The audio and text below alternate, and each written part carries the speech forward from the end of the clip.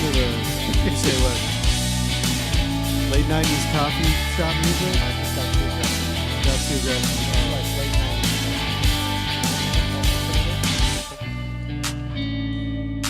This is like the 15 bands that all sounded like Goo Goo Dolls and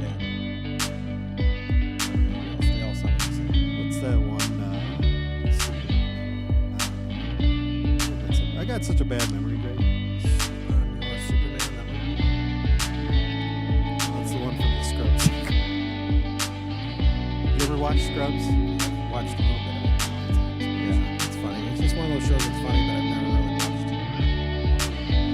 There's a whole bunch of those I need to watch, kind of like you and Seinfeld, which coincidentally I've been watching. Coincidentally, it's like your favorite show. I thought you were. There's so much better stuff on there.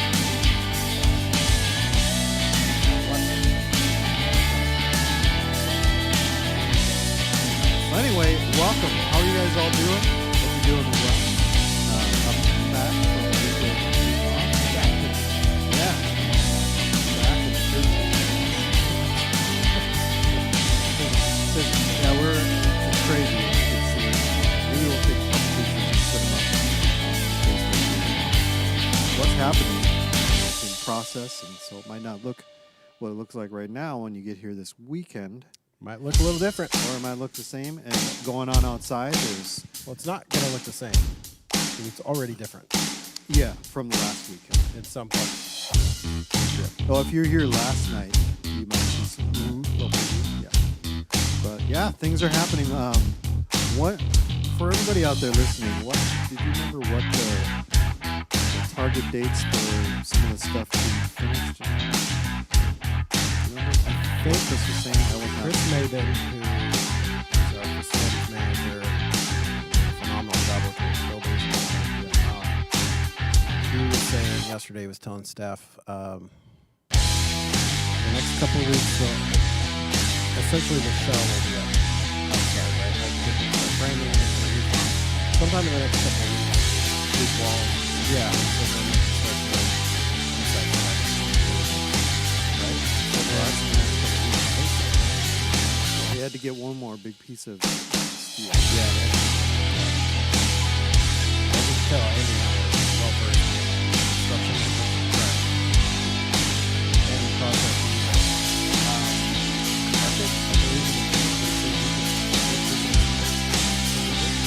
These are all like flexible. This is all planned.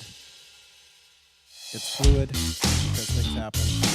But When are we hoping to have it all completely done? I think spring. I don't know. I think that's what I told somebody on Monday night. Well, let's go. Then we can make up our own. April 15th. Okay, April 13th, folks. Right before taxes. Right before our tax accountant friends that are trying to take their jobs.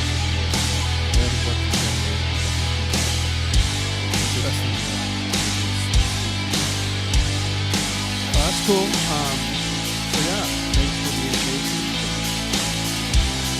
Blowing this up. People that are rooted from their office soon.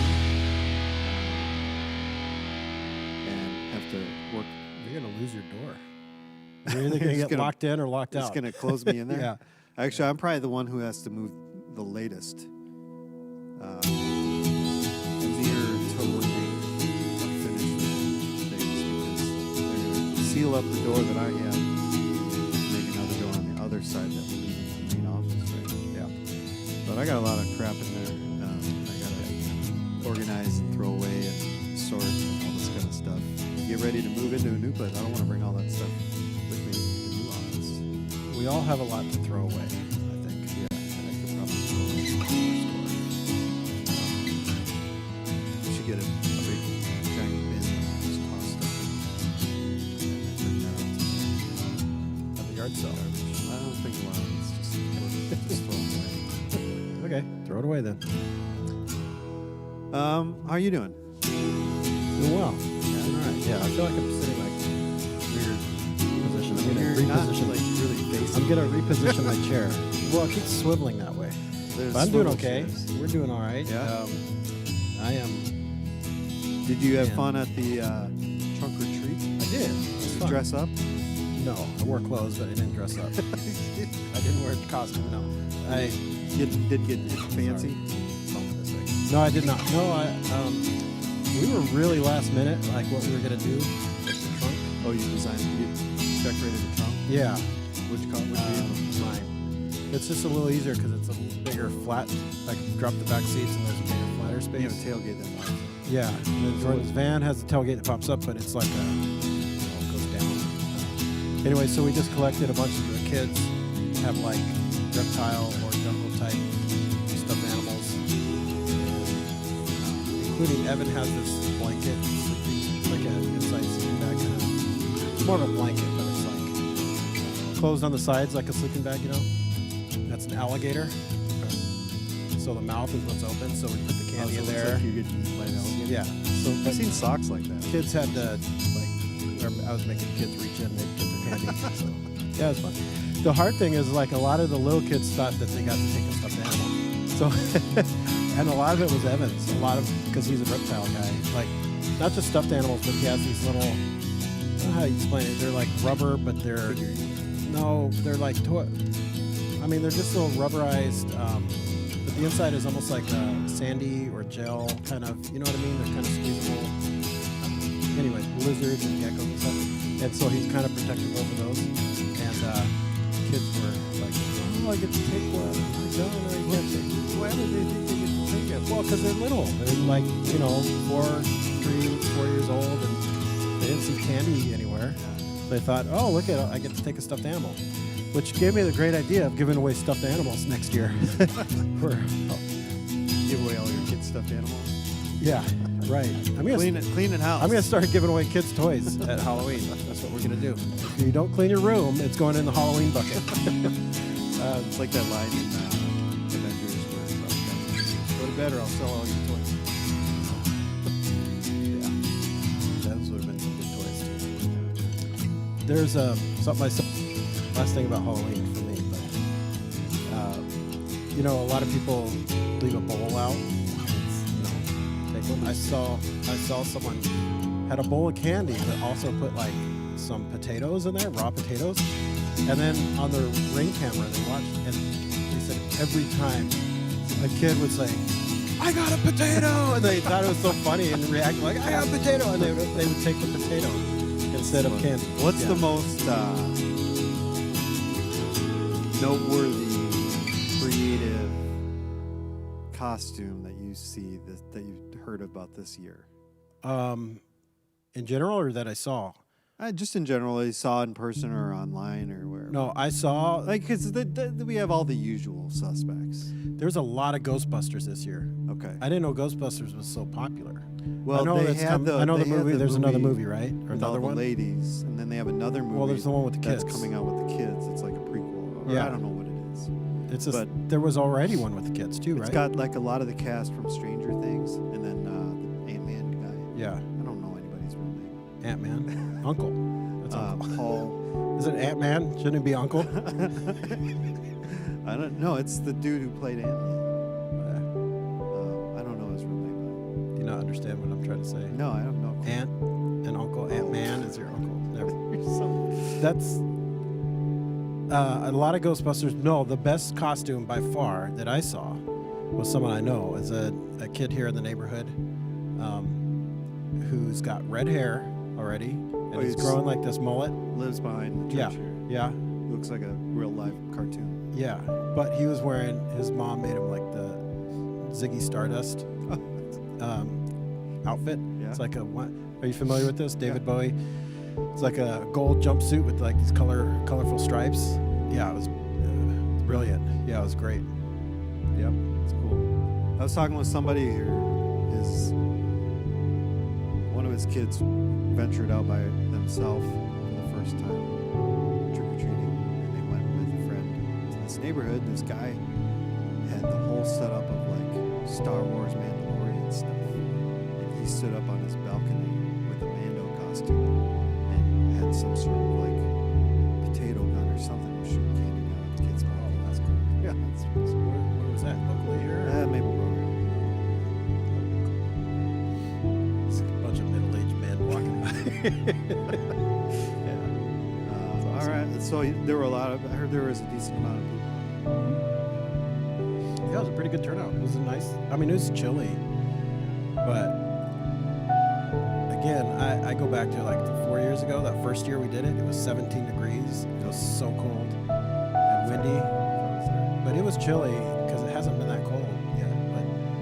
And then the wind, it was windy early, like from 5 to 6, and then the wind died down, but I felt like it got colder. Is that the year that I wore that tiger onesie? Probably. Yeah. Was it Tony the Tiger? It's just a tiger. Okay. Anyway. Were those PJs? Where'd you get? I don't know. Somebody gave them to me. Okay. That's a weird gift. It wasn't like a gift. They just like a birthday. It's just surprise. Your uncle, man. I've been looking for that. Yeah, that's the great. One of these days, man, I gotta remember to do that. Somebody for from Christmas. here at church that gave it to me. Okay. Yeah. So I don't know. Every time we go on vacation and you come back, you always feel like you're way out of the loop. But a lot of stuff happened between last week and this week. Just construction stuff. Anything exciting happening? You tell me what's happening. Trunk or treat was fun. Operation Christmas Child stuff's going on. You can take a box, fill that. When is With a the simple gift. box dedication? Box dedication? November 13th, 14th. So a week from this weekend. So not this weekend, but the weekend after. That's when we're going to collect all the boxes. So you could bring your boxes in any time now, Yeah. but we're gonna have them. And feel free. Please don't be shy or feel weird about putting them up on the stage. Yeah. Even if the music's going on, don't worry about me. You can try to distract me. That's fine. But go ahead and just walk them right up to the side of the stage, right by where the cross is. Or if you're not comfortable with that, there'll be a table that we have set up right in the atrium. Put them there. But you can bring them in this weekend, but for surely next weekend, the weekend after this weekend, bring them in, and we're gonna pray over them and send them out. I'm sure there's a trickle in a little bit here and there after all that. But, and then we're kicking off another Make a Difference thing. Actually, that same day we're finishing Operation Christmas Child. You know what that is? The tree gift thing? Cross. Yeah. Yeah, toys for... Yeah. not cross? for tots. It's No. for toys It's for for cross. Is it called that? What? Toys for Cross? I don't know. Toy Drive? Toy drive sounds right. Cross? There's going to be a little Christmas tree with tags, and you can take a tag and get the gift and bring it back. So that'll go between middle of November to beginning of December, I think. Greg is looking at the website right now, Toy Drive. Toy Drive. And so that's, if you go to the news and events page on our website, you'll see Luigi on there. Rubik's Cubes are popular right now. Have you seen this? Asher, like, I don't know if it's a middle school thing, but like he wanted one. He didn't get like the full 9-sided or 9 squares each side. He got like a 4, not 9-sided. That'd be complicated. that wouldn't be a But cube. something. His only has 4 on each side, and it's bigger, but it's almost more like a fidget. It's so fast. But I've been seeing a lot of kids with those. And Why do you think Rubik's full-size Cubes Rubik's are Cubes. coming back? They're going waves. I don't know. But Did you ever watch that documentary on Netflix about the Rubik's Cube competition? yeah, I think I watched part of It it. is fantastic. Yeah. It's only like 45 minutes Yeah. long. They do it in And like 14 seconds or something. yeah, Record, it's so cool. And it's heartwarming. It's really cool. My brother-in-law Joe could do like in a minute. I mean, he could super quick. Yeah, it's all Solid. formula. Almost. Yeah, there's a pattern. In fact, there's an app where you can actually scan each side of your Rubik's Cube and it tells you the solution to get it back. Huh. You ever seen That, that? no, but that might be handy because sometimes, like Asher does have a full-size one, and he would get it. He would just get frustrated. I could Like, never, just off I don't a have the bit. patience for it. Me neither. In fact, Andy Rubel, in his office, he's brought in every once in a while a Homer Simpson Rubik's like puzzle. Have you ever seen that thing? I can't even do that. It's Homer Simpson. Dumbest guy in TV history. It's funnier than Seinfeld.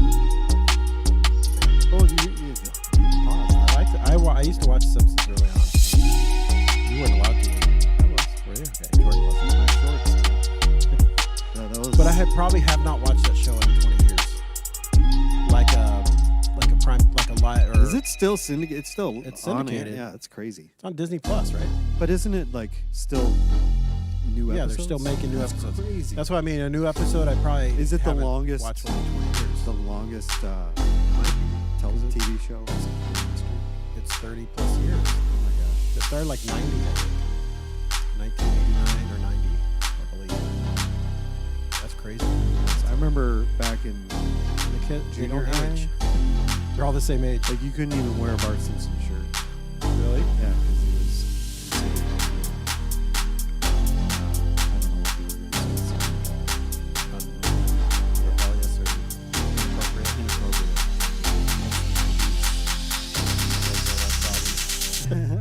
Because that Maple Grove. Of course. So what else is on our news and events page there?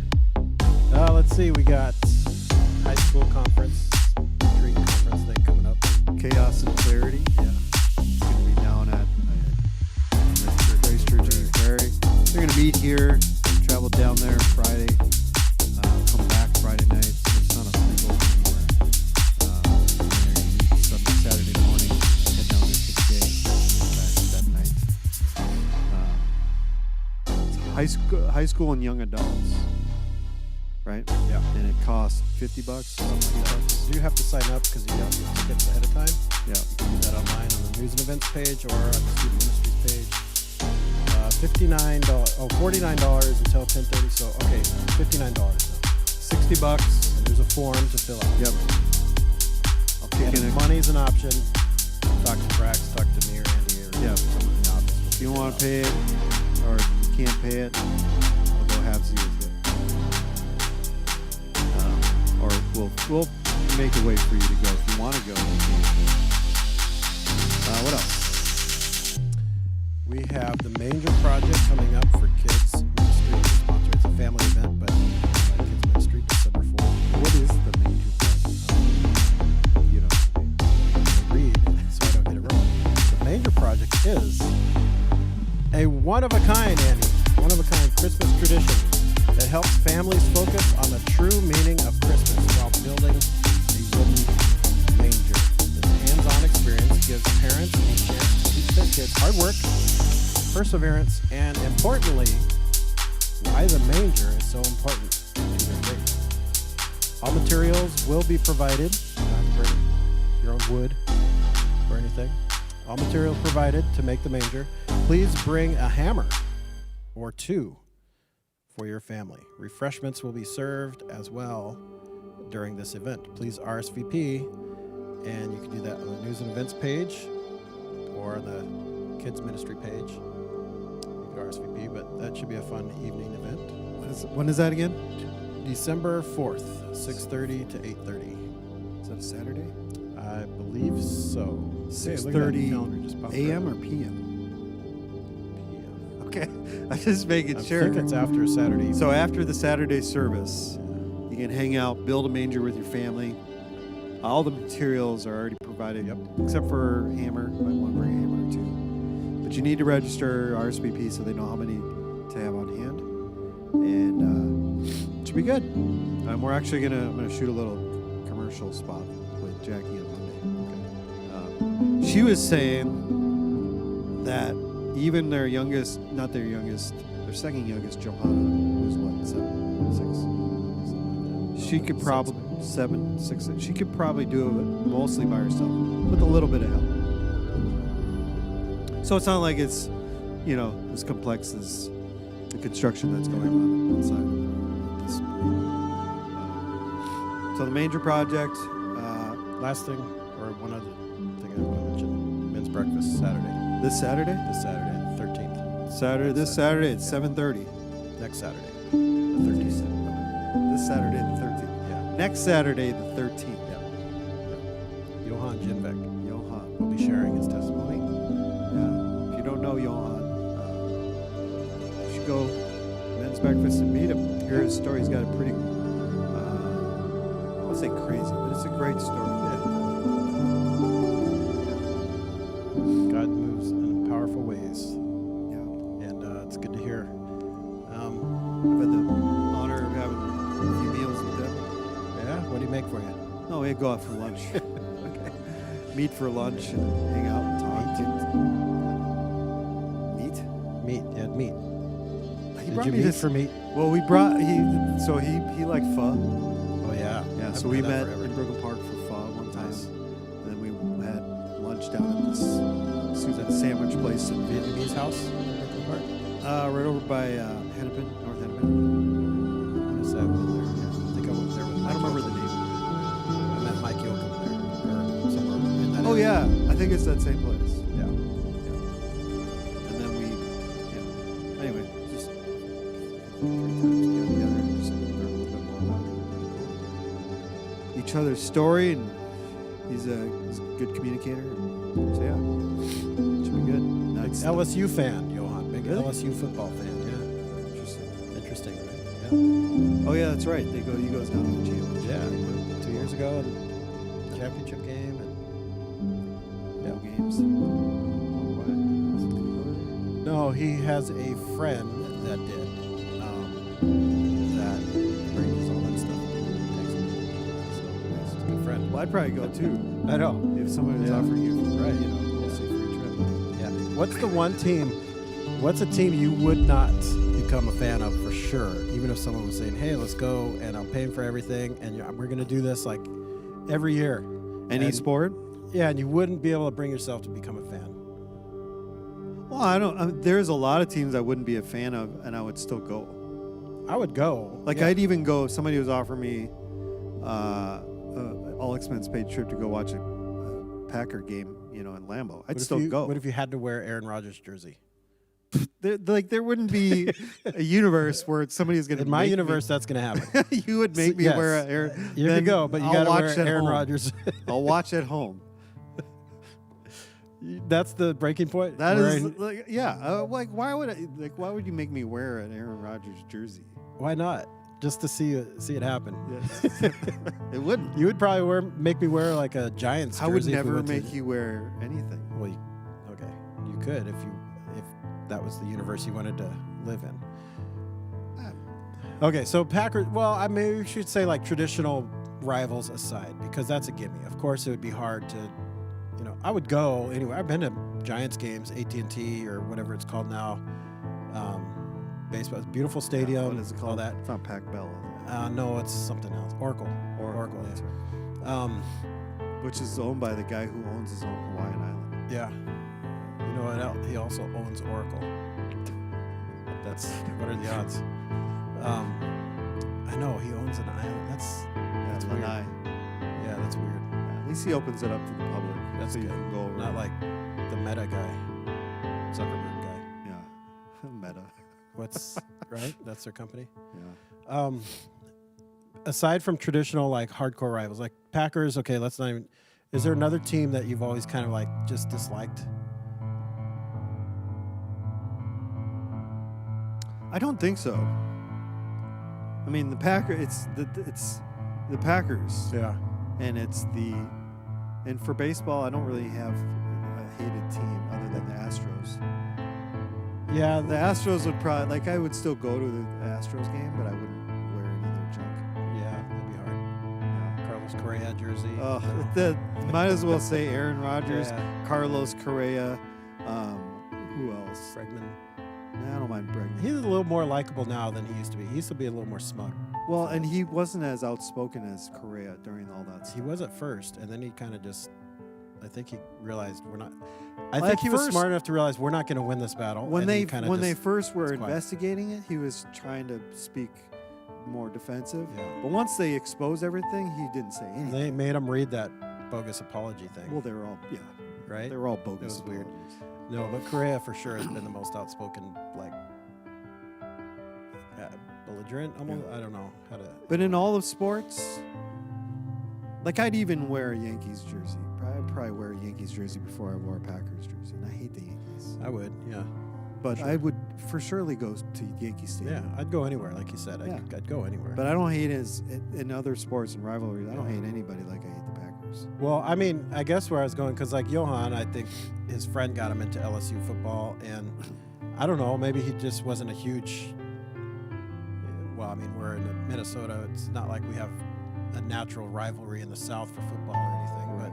But So he would never go to an maybe it's all expense paid trip to Clemson and have to wear Clemson stuff. or Alabama or something. Yeah. Yeah, probably not. Yeah. But I could easily become a really big fan of just about any team if someone was going to pay me to do it, then take me and do that.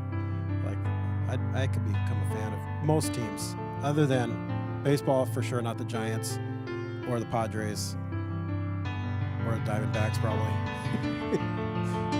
For sure, not the Diamondbacks Giants. have a cool stadium. It was weird. It was like the wall, like flat walls, like really high. It was just weird to watch. But yeah, Houston would be tough. Any other sport? That's a cool stadium. Yeah, I'd go. I haven't It's been. unique. Yeah, It's still my kind parents of. have been. Wish they hadn't taken out the outfield where it. Oh yeah, that was accidents waiting to I happen. know, but it was funny trying to watch people run up that Yeah. thing. It was, yeah. Well, What do you think about the Braves winning the World Series? it's good. It's good for baseball. It's great. Like I said a couple weeks ago, if the Dodgers couldn't win, I was okay with the Braves winning. Yeah. If the Anybody Dodgers but weren't- the Houston Astros. Yeah, but you know what? Aside from that, like the Braves have a lot of really good players that are fun to watch, and Freddie Freeman's a great For likable Freddie guy. Freeman to win. He went through some really bad years there, Yeah. and he's stuck with them. You know, they lost Acuna early in the year Yeah. around the All-Star break. He's one of the best players in baseball, and so they had a lot going against. And what's his name? The other young pitcher, Soroka, and then Morton. Yep. I mean- Broken fibula. Yeah, they lost some guys. He probably won't be back next year. He's probably No. retired. And he makes like 17 million. Yeah, So. yeah, they got. Well, what Be the good for a broadcast while. was saying is they got a ton of cap space. So that's why him and I were texting during the last game, and it's like I don't see how you cannot bring Freddie Freeman back. Yeah, they Just let absolutely him got it. finish his career there. Especially that Acuna contract is so team friendly Right. for a guy like that. And they're set up for years. Why wouldn't Freddie want to just even take a pay cut, finish his career there, have a chance to maybe even win one more championship there in the next 4 years? The only X factor is, I don't know how much of a factor it is anymore, but they talk about players wanting, to go home or whatever, like play. To their home He grew up city? he grew up an Angels fan. He's from Southern California. The Angels are an X factor to me because they always, Artie Moreno will come out of nowhere and just start spending a bunch of money, and so it could be hard if someone's paying you or offering a whole bunch of money and say, hey, come, play for your childhood team. That would be a hard one to pass up. But aside from that, yeah, it'd be great to see him stay and play his whole career there because you don't see that very often. Imagine that you have Mike Trout, Shohei Ohtani, Yeah. and Freddie Freeman. And they'd probably go after a couple other guys, right? They need to Like, get rid of Anthony Rendon, man. The guy can't stay Wow. healthy. And he was so good. He was. That He last won a year. championship 2 years before he got He can shipped out hit. to the- Yeah.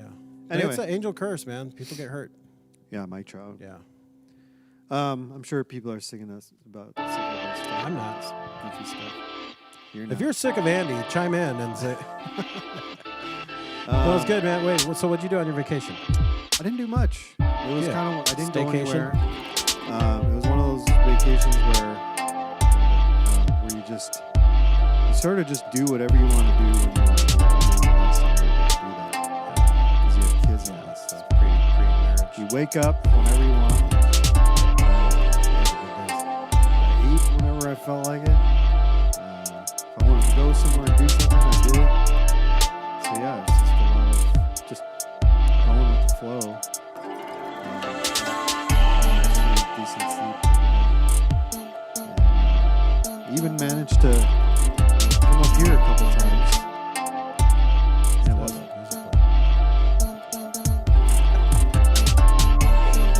Somehow, my volume saved the day because I didn't. It was one click from turn down. I was like,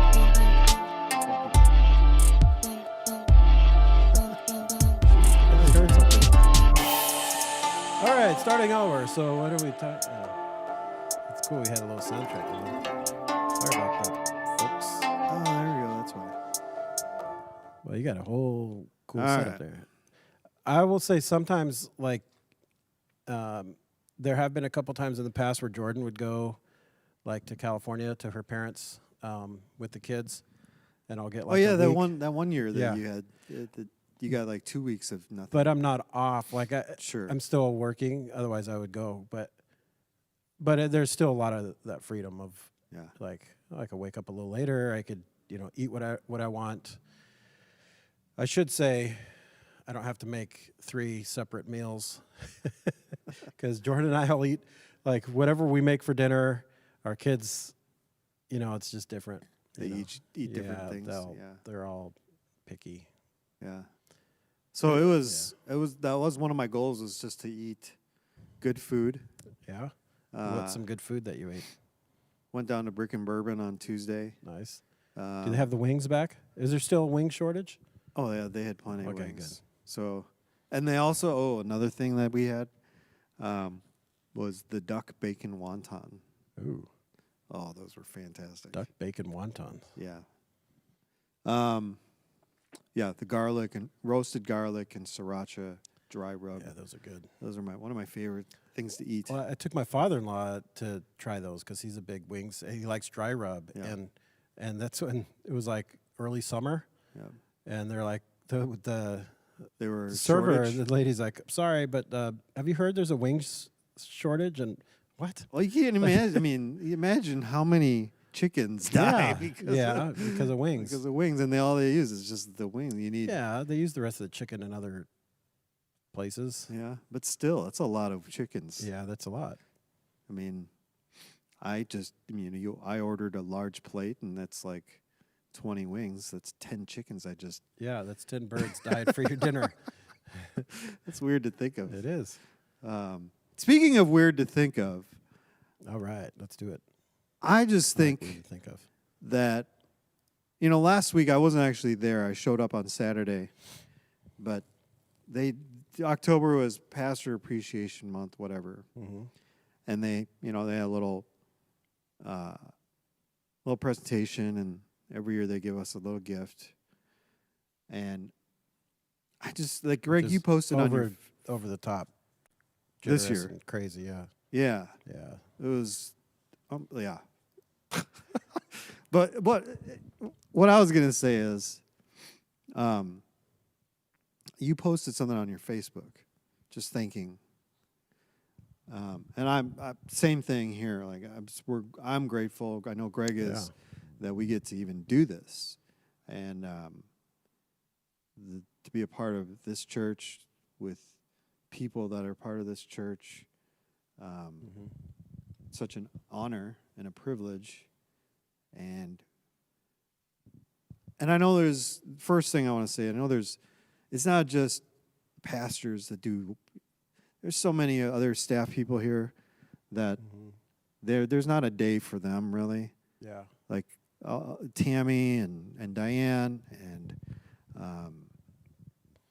Courtney, Andy, Rubel, Rubel, Chris Mabin, even Chris Mabin and Sherry, Terry Gilsrud. There's so many other people aside from just the pastoral leadership team that does so much to make things happen here.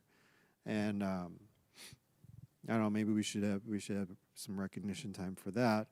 But anyway, just wanted to say, along with Greg, how grateful that it's going to be. Yeah. I'll have been here 11 years in January, which is just crazy. This week is 6 years. From Yeah. November 1st, 6 years. Yeah. And so the other thing I want to just kind of bring up and talk about was the fact that it's just, if you really think about it, it's just crazy to think that this is what we get to do for like a living. We get paid for it, which it's not about the money. But I was listening to a podcast where they're talking about peak performance. Like what's your age? What age are you at your peak? Oh yeah. The battle ready. Yeah. And it's kind of funny because I was thinking about a movie idea years ago where, like, the Prime. I was going to call it Prime, and it's this concept where in the future they're able to determine over the course of your lifetime this year is going to be your prime best year of your life. And up until that point, it's going to be fine. And after that point, it's actually going to go downhill. And so everybody's given this prime age number. It's like everyone picked 2019. No, you don't get to pick it. It's Okay. somehow extracted in your DNA. And it's a little bit predeterminism. Yeah. But anyway, they were talking about this podcast is doing the research about you're at your peak performance productivity when you were like in your 70s. Yeah, that was a little strange to me. I still don't, because I listened to that too. I don't know if they clarified the parameters of this. He didn't, and you could hear Aaron asking, like, Yeah. what are the parameters? Right. And he distinguished between, the amount of effort you put into it versus the quality of the of the outcome and all that kind of stuff. But throughout that whole conversation, it's not even what I wanted to say was not even related to any of that. What I was thinking about, they were talking about just all these different jobs and all these different careers and all these different paths that you can take. And I keep thinking, like, oh man, I wouldn't have wanted to do that job. I wouldn't have wanted to do that job. I wouldn't want to sit in an office. I wouldn't want to, do construction. I wouldn't want to do anything like it. And then I started just reminding me like what I do and how cool it is to think about what we do. Yeah. And, we can do it in a way that provides for our lives and our families' lives, and in hopes that it also benefits the people that we're doing it with and for. And so it's just crazy to think that this is what we do. Yeah. This is our job. I know. It's our life, and I always look at it more of like a lifestyle than it is a job or a profession. But it's crazy to think this is what we do, and this is how we pay the bills. And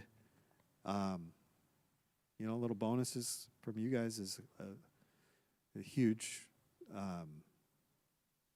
just cherry on the top, like unnecessary, Right. completely unnecessary, and we're thankful. Yeah. And anyway, I just thought I would That's share awesome. that and think it's pretty crazy. It is kind of crazy because I had if you asked me growing up, what do you want to do when you grow up? Play Major League Baseball.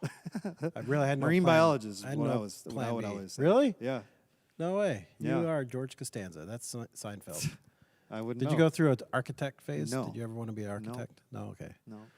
One of my favorite episodes of Seinfeld ever was when he's pretending to be a marine biologist to impress some lady that he's dating. I just love the ocean. Yeah. I used to draw pictures of sharks. So why not scuba I'm a diving? terrible artist, but I tried to draw pictures of sharks. All you have to do is draw like wavy for water and then one little triangle. That's a shark. Marine biologist. That's interesting. I didn't have a plan B until college. I thought, well, I guess because I remember people telling me like, oh, maybe you'd be a good teacher. I remember teachers telling me like in high school, you'd be a good teacher, even though I didn't really like school. But so that was my thought. That was my fallback after I realized I'm not going to play Major League Baseball. I think when I got older, like into my 20s, then I realized, I could be a teacher. Yeah.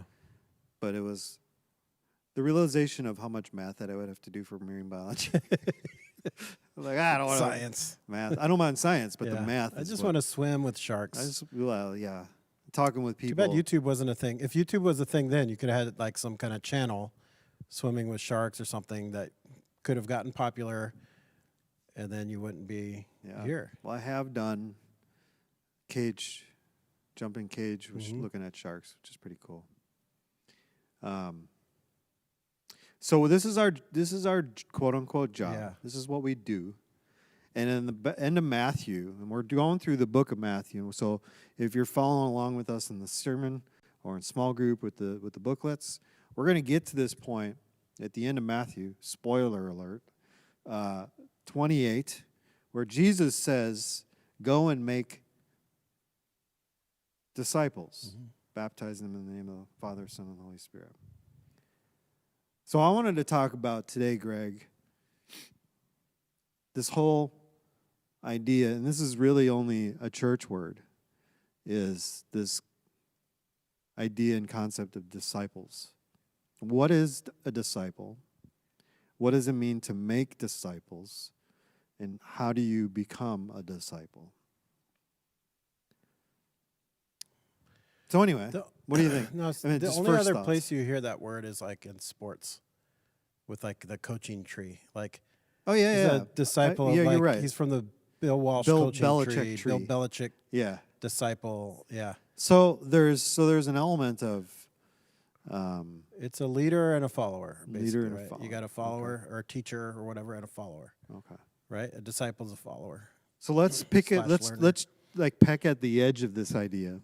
So like if you look in the Bible, they have the 12 disciples or they have the disciples. Mm-hmm. What's the difference between an apostle and a disciple? Well, you got the 12. Those are commonly referred as like more the apostle, but then you also have the apostle Paul, right? Yeah, I'm just like trying to. Nuance. There's a lot of these questions that I might ask that I actually might know something about, but like I'm just trying to get stuff out there, just have a conversation, maybe help other people. I think most importantly is the discipleship process as a follower of Jesus. Like, what does that look like? How does that work? Where am I at? How do I get to the next, Discipleship process is funny because I think in the way we're taught in the U.S., Western civilization or Western educational mindset is like everything becomes linear, right? Like you got to make an outline over everything, or you go step A, then step B, then step C, and this is like, everything is process and linear. But I just think discipleship doesn't work that way. When we're disciples,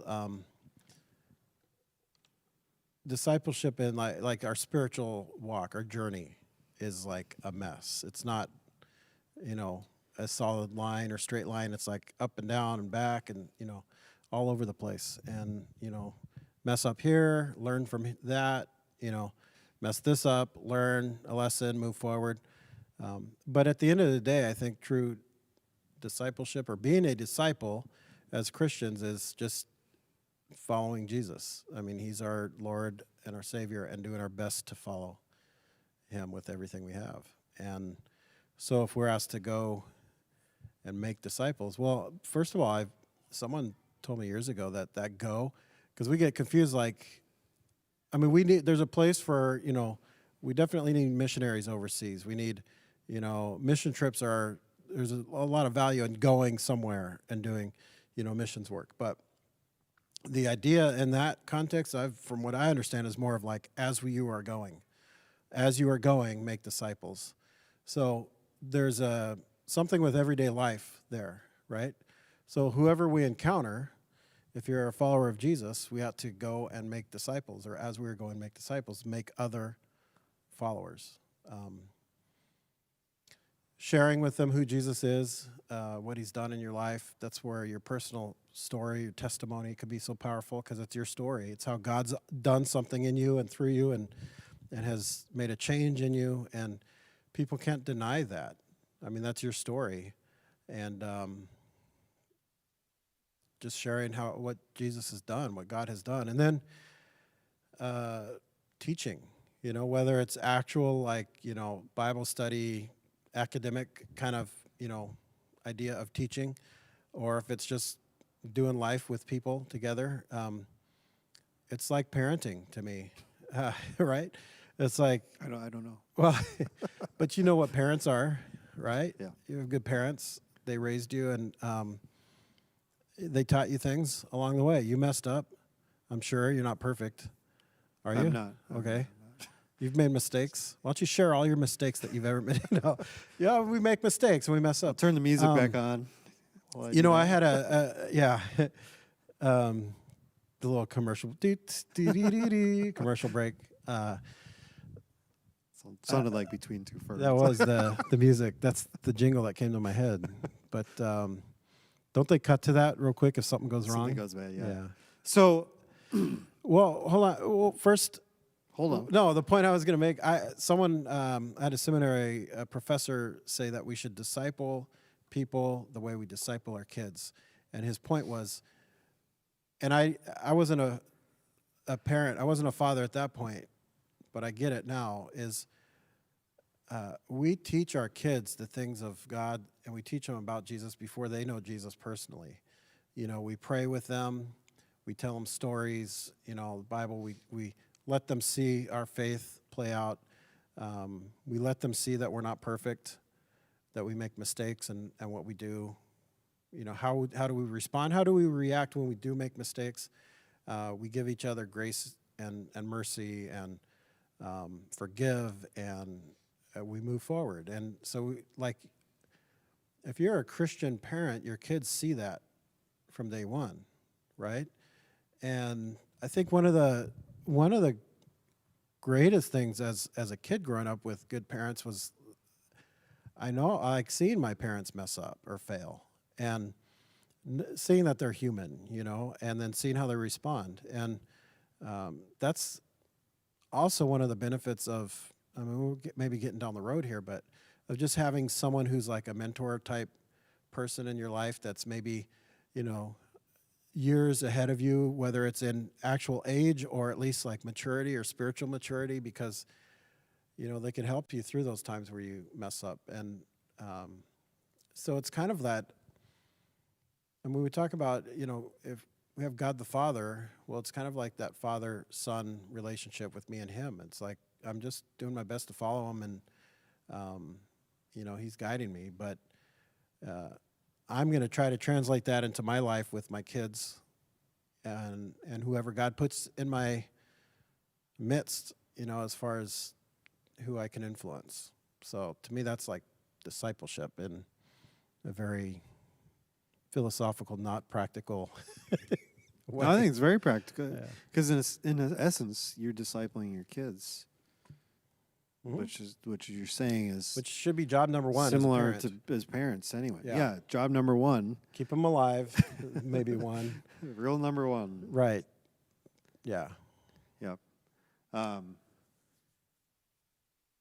Yeah, and I don't think it's even, you know, I think the biggest thing is that the discipleship process is not linear. Like growth Yeah. isn't linear. Yeah.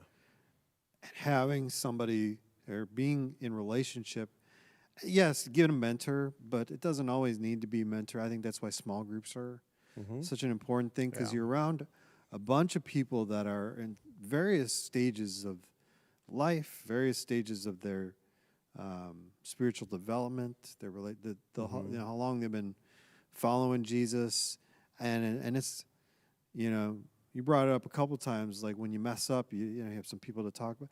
It's not even, I think it's both when we make mistakes, but it's also when we hit these moments where our beliefs and our faiths are challenged by what's happening in the world, whether Mhm. it's directly to us or indirectly, like Yeah. as we look at from the outside, looking at what's happening in the world. Like, you know, I really wasn't involved in all the riots last year, but what was happening down there was really challenging me, and, you know, just in my ethic beliefs and faith and all that stuff. Kim Kringen is calling me. I don't know why. And so to have people who maybe have lived and experienced things that you're going through right now, and they can offer some advice, or they can share how they navigated through that, or share truth that we have not stumbled on in God's Word, you Mhm. know, that could bring some light to our circumstances. Yeah. So what are some of the key, I don't know how you would say it, key principles, maybe? The points of areas of growth,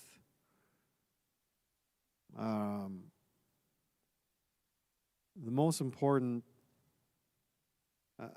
areas of, I don't know how you would say, you know what I'm trying to get at? What when it comes to becoming a follower or growing as a follower of Jesus, what are areas in our life that we want to focus on, and how do we do that?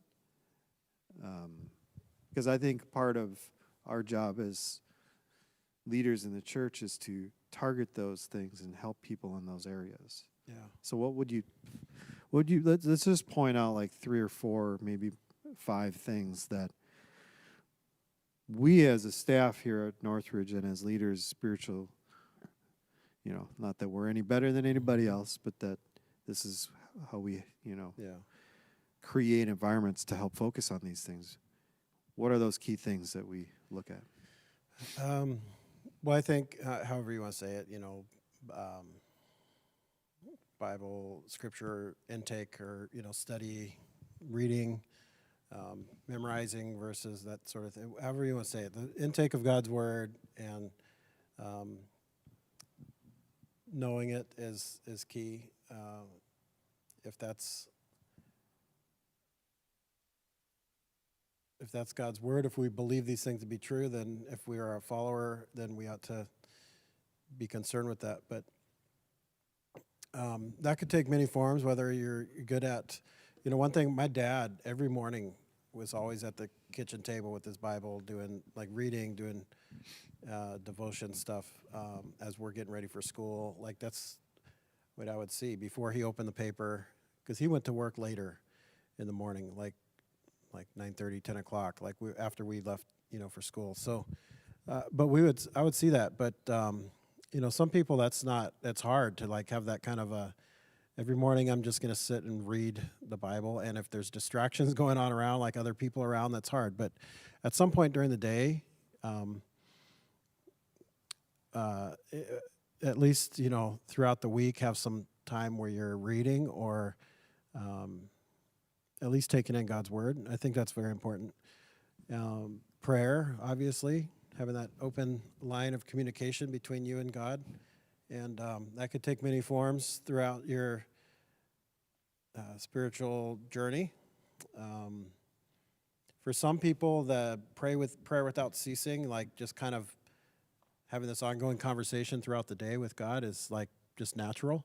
For some people, that's kind of a hard thing. Their brain doesn't do that, and they need, I need to set aside this half hour or whatever, where it's quiet and no distractions, and I could just spend time in prayer. Or some people it's just spontaneous, whatever it looks like, just this open communication between you and God. I think that's obviously important. And community is huge. I don't think the church is an accident. Just hey, this is cool. Hey, yeah, why don't you guys get together? There's some definite purpose there. And like you mentioned, with small groups, that community is important when you're going through life. If you're trying to get better at anything, it's good to have someone to walk along with, or to help mentor you or pull you along or teach you, or at the very least just walk through it with you, right? So small groups obviously is huge for that. But then corporately gathering as a church body in worship and again, listening to message, listening to God's word, taking that in, letting God move through that. These are important things. One thing I think is overlooked, and it's where I think early on as a young Christian, in my young adult years, early 20s, what really I guess propelled that was just serving. And I honestly, I think for us, it's easy to say, oh, you just need to serve, but I think even before I was in ministry full time, I've volunteering, serving in junior high ministry. And for some people, that's the worst possible scenario. You're going to make me hang out with junior high kids, but serving, it's not about. Okay, so when we oversee a ministry in a very real sense for a job, it's oh yes, I need small group leaders, or else we're not going to have small groups. I need more small group leaders, But the bigger picture of that is for someone who has the ability and the gifting and is able to lead a small group, they ought to lead a small group because God's going to move in their life in a real powerful way through that. If you have a love for kids and you want to see kids come to know Jesus, you ought to serve in the children's ministry because God's going to move in your life through that too. And but there's something about serving that propels that journey also. It's just getting involved with something bigger than yourself and giving of your time and of who you are, who God created you to be to others. That's so important. And then, I guess that kind of goes along with just being involved in things in the community or what we would call like missions or what have you. But it's the same thing. It's like just getting involved with something that's bigger than you. So I don't know. Those are some big things. You could get into other more specific things here and there, but those are big to me. I think scripture intake, prayer, being in community, and serving. Those are good. I probably missed something. I probably wouldn't pass a class, but whatever. Well, as you look in there are books, and the word kind of that comes to mind is like spiritual practices. Mm-hmm. And so there are books, there's teachings on all of those spiritual practices as a whole, and then on each individual one, there's all sorts of resources, information, but it's all extrapolated from what we've discovered in the Bible and how these people developed and cultivated their relationship with God and their journey in faith as a follower of Jesus. Mm-hmm. And so it's not necessarily, whatever test you're taking that you get them all, you fail. You know what I mean, though? Yeah. It's like, who knows? Like, right. There are maybe less or more or misunderstood things. Yeah. Obviously, prayer and, reading the Bible, those were things that even people in Jesus' time, those were handed down traditions from, old Jewish traditions. But, I think at the very least, if we're not thinking about that as we're going through life and as we're connecting to a church community and being a part of this whole thing, and learning how to bend your life around this Jesus thing, then it probably won't happen. You know what I mean? Yeah. Like, it's not going to happen by accident. Yeah. You have to actually be the intention is kind of the word. Yeah. There needs to be some intention and intentionality of moving and doing things and toward this idea of being a follower of Jesus, or otherwise it's not going to happen. And then you look down the back of your life after a while and you're like, well, why not? Why didn't this happen, or what's going on? And that's, I don't know, it seems pretty rational, makes sense, I think you said something earlier, though, that's really important. Well, I said something important? Wow. That's often overlooked. What is that? And I think there's a reason why we overlook it. But you, excuse me, you said... heartburn? No, just like a underground kind of underground thing. Burp. Like it just came from way down here. Down under. Yeah. You said you were challenged by some of the things you were seeing, like during the riots and things, and it. I think we seek comfort like too easily, and I'm as guilty as anyone. Like That's what my whole vacation was about. My right, comfort. Right. Oh, I'm having a me-cation, or I don't know. Me-cation? Is that a word? I don't know. It Is should that be. a thing? Yeah, I'm just going to do what I want. It's all about me. Me-cation. Because we grow and learn the most when we're kind of out of our comfort zone, or something challenges us. And we're designed, I think, or maybe, we've put ourselves in this place where it's just too easy to be comfortable. And so the church is probably one of the worst places for this, right?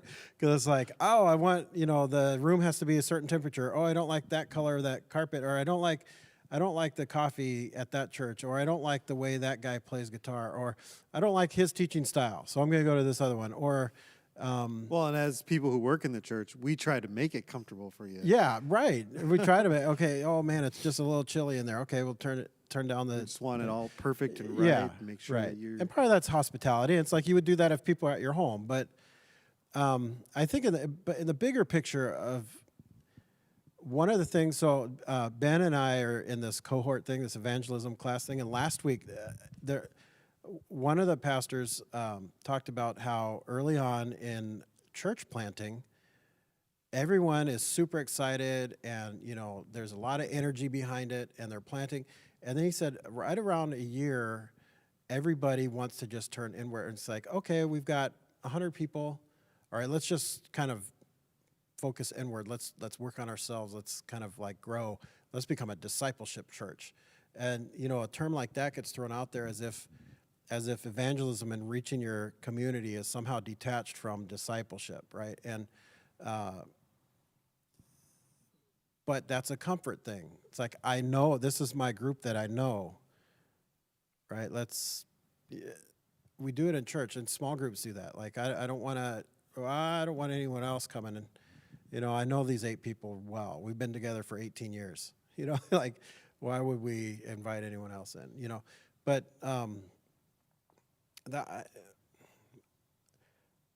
we change, we grow, I think, in times of distress, and it's hard. It's hard, but we need to seek out those areas where we could be uncomfortable, whether it's physical discomfort, like when you exercise, it's physically uncomfortable that you're doing something healthy for your body. But the same thing can be said about like our spiritual growth or just mental development. Like you have to sit and read something, or you have to put your mind to something. You have to learn something to grow as a person. And to grow in our relationship with Jesus and our walk, we have to put ourselves in places that are uncomfortable. I mean, Jesus did that to his disciples all the time. He would make a statement that was uncomfortable, and all the religious leaders are around, and they're kind of just sitting there like, this guy's my teacher, and he's causing all these these problems. And, they're having to work in that tension. So I don't know. I think we seek comfort too easily. But if we want to grow, we have to become uncomfortable. Yeah. It reminds me of this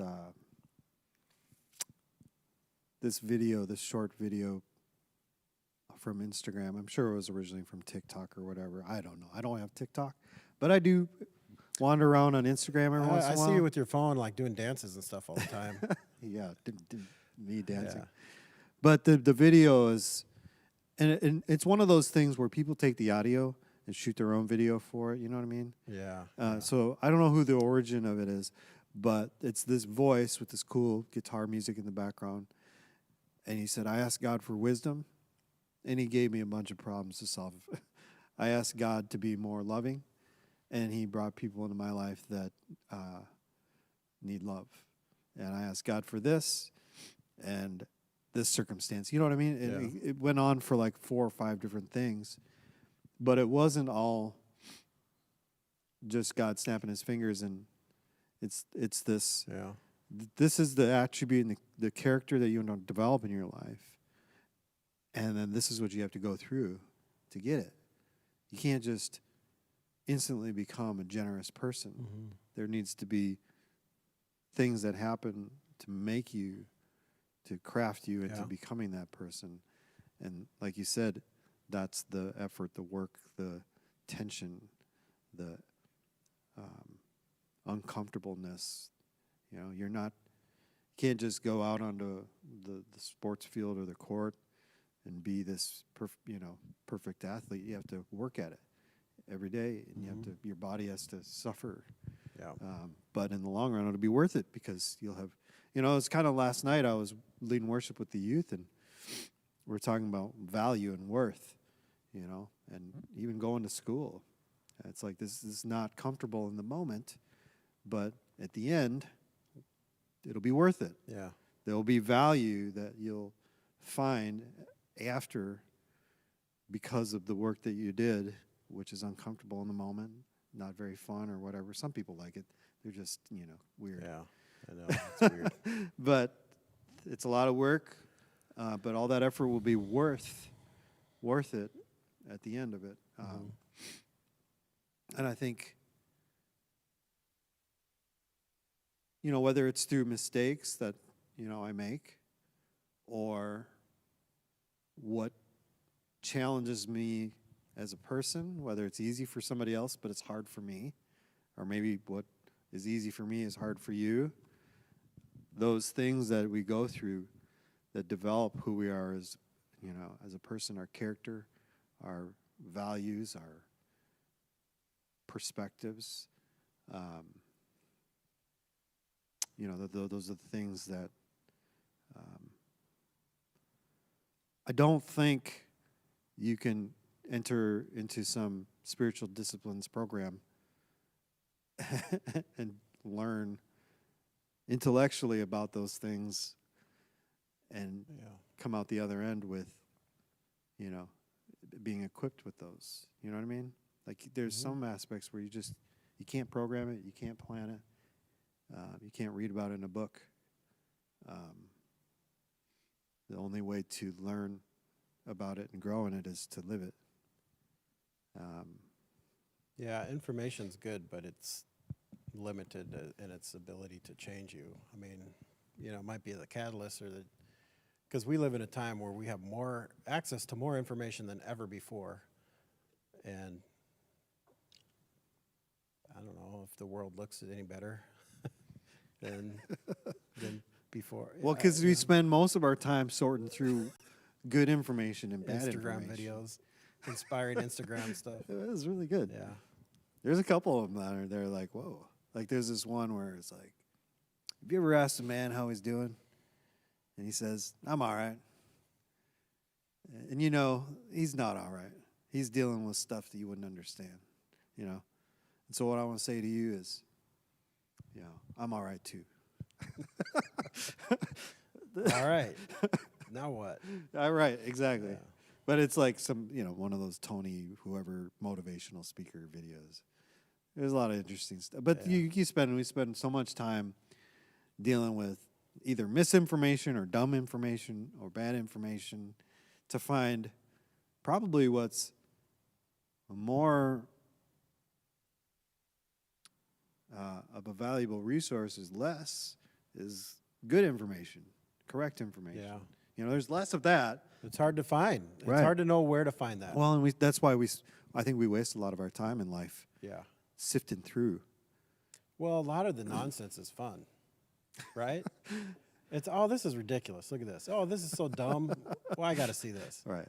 There's a draw to Yeah. No, like, I the absurd, admit that I right? spent a lot of time just me too. looking at the Instagram and the Explore page. and Right. just- I mean, I'm still a Facebook guy. I'm still waiting. I'm just waiting for Facebook to become popular again.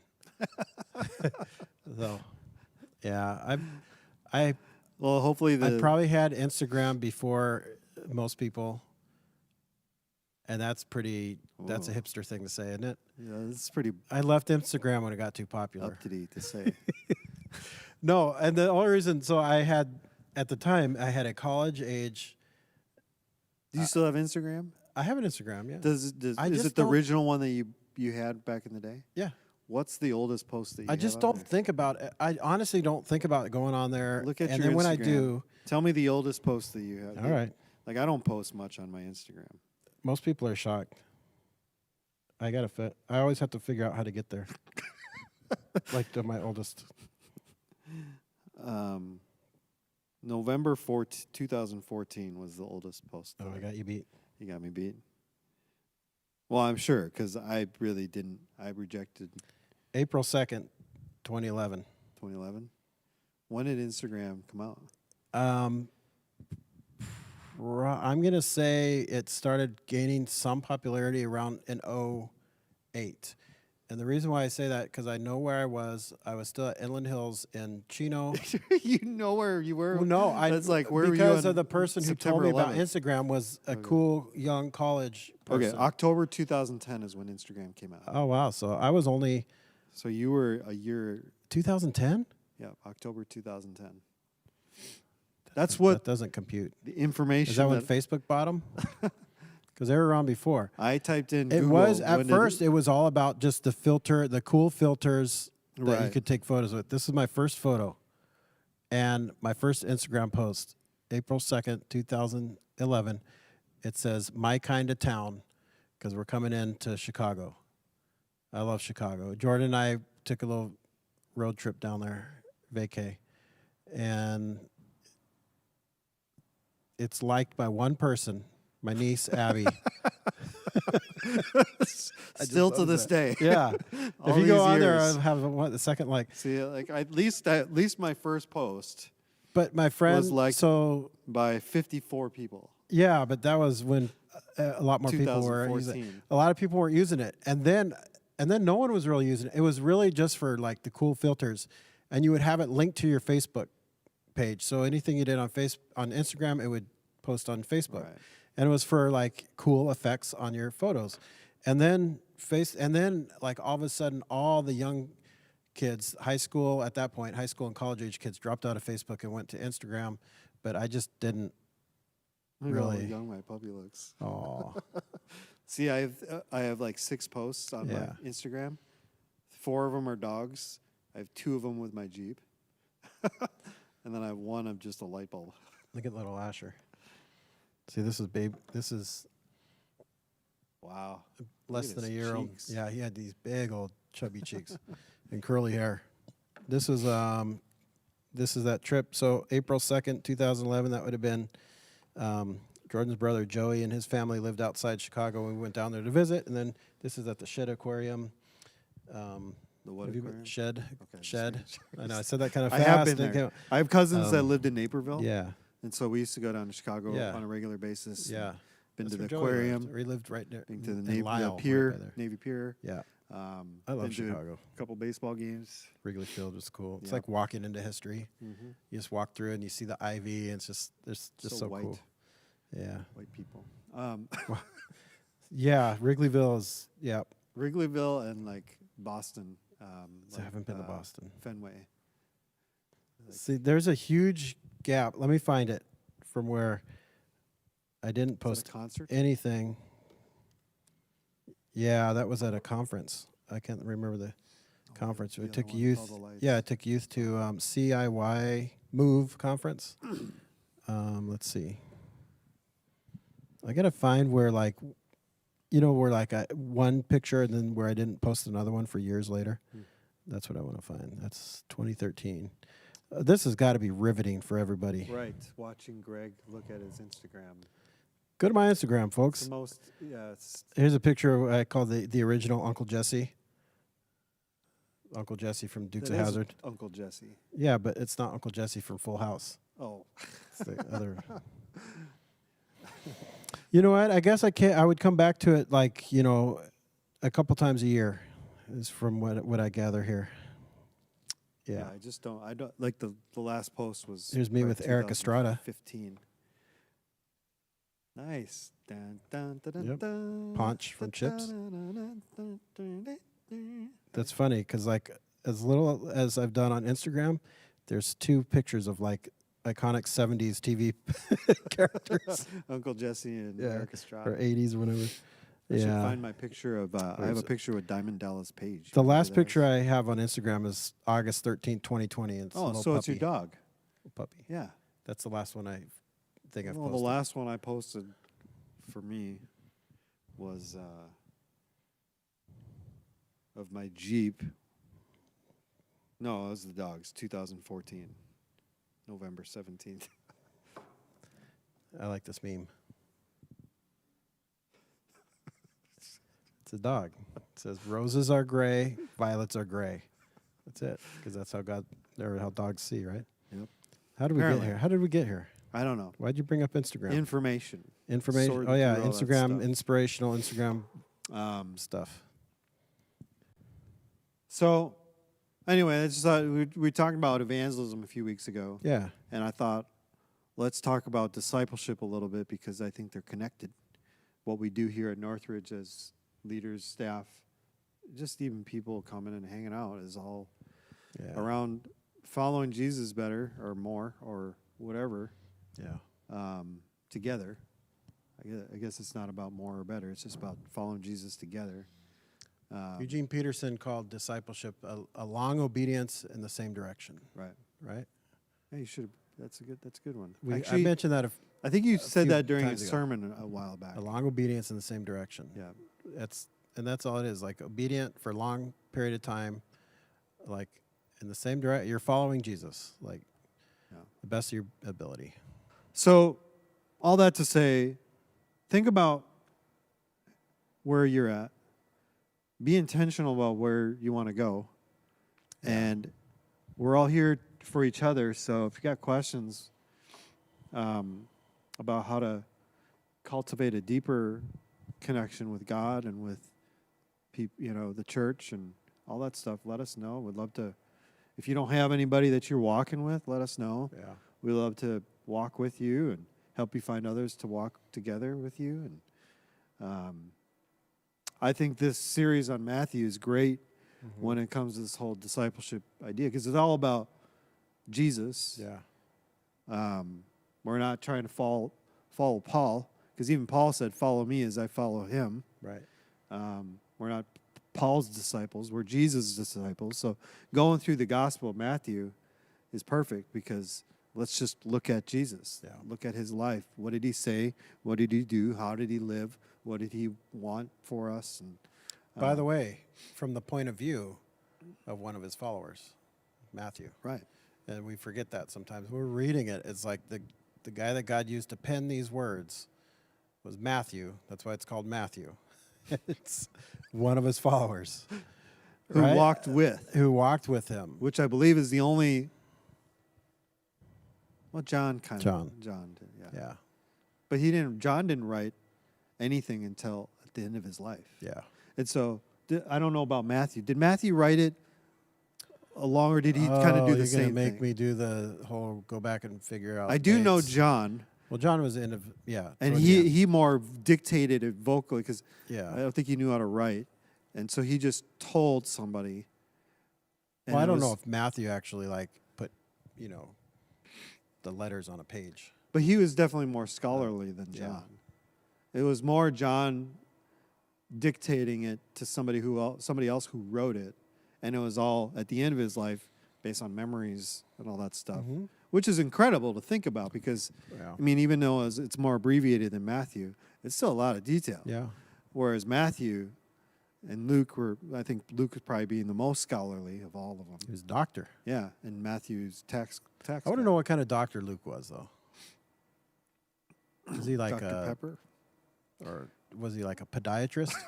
Or I was waiting for a weird joke. But I was thinking about this. Like, was he the medical doctor like we would think of today?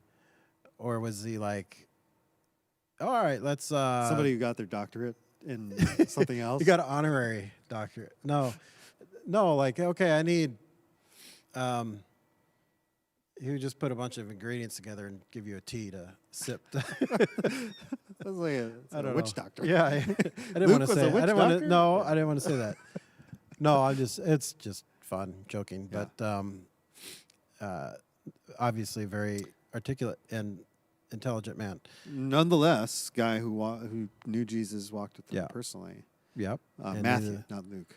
Matthew. We're reading from the point of view of a follower, which brings it back to the whole discipleship thing. It's like this is one of Jesus's closest disciples. And by the way, a few of us got in the conversation in the atrium Sunday during 10:30 service about Matthew, and he points out in several points that we've seen already, Jesus being accused of, the calling of Matthew when he talks about when Jesus called him. Who's this? And the religious leaders saying, who is he? He dines with sinners and tax collectors. And like Dan Munson was pointing out, it's because if I wrote it, I would include myself like that. Like Matthew was a tax collector, and so tax collectors were like there were sinners, and then in the eyes of the everyday Jew, like tax collector was like Or even worse. yeah, way worse. Yeah. One step above like the devil. So Because there's just like doing wrong, and then there's capitalizing, Yeah. doing wrong in a way that takes advantage of other people, and that's well, it's like your sinner is a sinner. Okay, that's someone who sins against God, but the tax collector was a sinner against God plus his own against people. Yeah. right. Yeah. A Anyway. terrorist, so to speak, of Yeah. their own people. Yeah. But and we talked about The Chosen. How I love how they portray Matthew in the show The Chosen. Season but 2, Well, in first a season, little bit of season 1. Yeah. I gotta go back and rewatch stuff. Yeah. It's been a I think I was while. playing video games. Not Yeah. the first couple Yeah. episodes. I was watching it just Yeah. because I remember that first episode. Even just like, whoa, this is amazing. The end at the end of the Right. first episode is like, oh, dude. Right. And then it was kind of like, how did I not put this together? Am I this dumb? But still, the end was like, oh man, it was so good. And the genuineness of the acting, I thought Yeah. was like That was even. really good. I mean, their perspective and the take on how they're interpreting all this stuff is wonderful. Yeah. But I just think the acting is so good. Yeah, it is. Anyway, But what I forgot what we were saying. My point was the whole Matthew sinner and tax collector discussion. on Yeah, Sunday and it's afternoon. like he's writing from his point of view, a follower, a disciple of Jesus, who was a rabbi, who was a teacher. So that's where we get the whole idea of teacher-follower thing, is because that's who Jesus was. He was a teacher, and he had his disciples, and they went out and make disciples, and that's the end of Matthew where he says, go, as you're going, make disciples. So as you were going, Well, I just like thinking of it that way because it's not, I don't have to go anywhere. Like, I don't have to get on a plane and go to another country to make disciples. It's everywhere I go. That should be the goal. So, okay, yeah. I like it. Do you? All right, I like it a lot. All right. I'll walk a lot. All right, well that should be enough. We can talk more about it another time, or come talk to us about it if you want to have a conversation about it. Want to chew on it some more. I don't know. We got a pretty. If you didn't get those announcements earlier, because of the music and all that stuff, just real quick recap. We got men's breakfast next Saturday, not this coming one, but the one after that, the 13th. We got the Manger Project in December, which is a fun little project for you and your family to put together a manger. Don't need the supplies, but you do need to RSVP. And bring a hammer. And bring a hammer or two. We got the high school and young adult retreat in November. It costs $60. You got to sign up for that. You can go to our main web page and news and events and do that.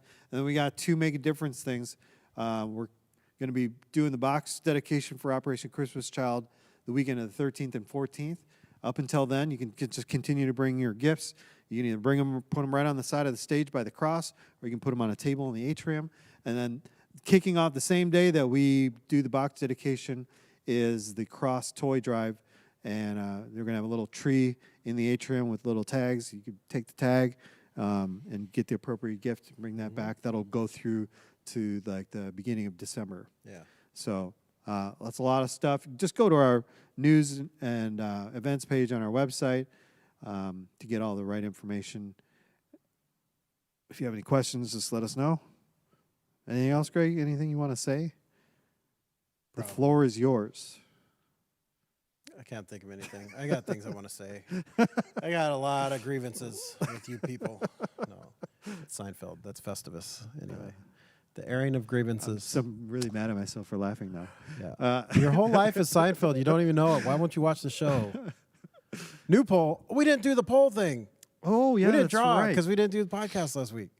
Next week, we got to draw a name. All right. Next week, we'll draw a name The for... people who participated in the candy It was poll. the candy one. It looked like Reese's Peanut Butter I think Cups was won. far and away. What we should have done is, what's the worst candy? Yeah. But feeling everyone would I pick have a candy gift card corns. for Ellie Steinle for winning the first one. Still? Yep. Well, she hasn't been home. Okay. And I haven't seen the Steinleys. So I have $20 Starbucks gift card. I have a $20 Starbucks gift card for the winner of the best candy voting. And it looked like there was, 20 something? I'm trying to look it up, but it's going super slow. I think there might have been 18 or 20. So 18 or 20 of you, if you voted for Reese's Peanut Butter Cups, you are now entered into a drawing to win a $20 Starbucks gift card. So make sure you listen next week, and we hope you have a good weekend. Hope to see you this weekend, and come just check out what's happening in the building, and should be good. Continuing on with the Matthew series. That's it, Greg. That's it. That's You all. good? Anything else? No, we're good. Let's right. see. Where's that poll? I guess we're gonna wait until matter. he sees that. No, poll. we don't have to. It's a little ways down there, isn't it? It probably keeps getting bumped. Oh, wait, there it is. there it is. Reese's had an 18 votes. 18 Yeah. votes, and so all of you that voted will have a chance. So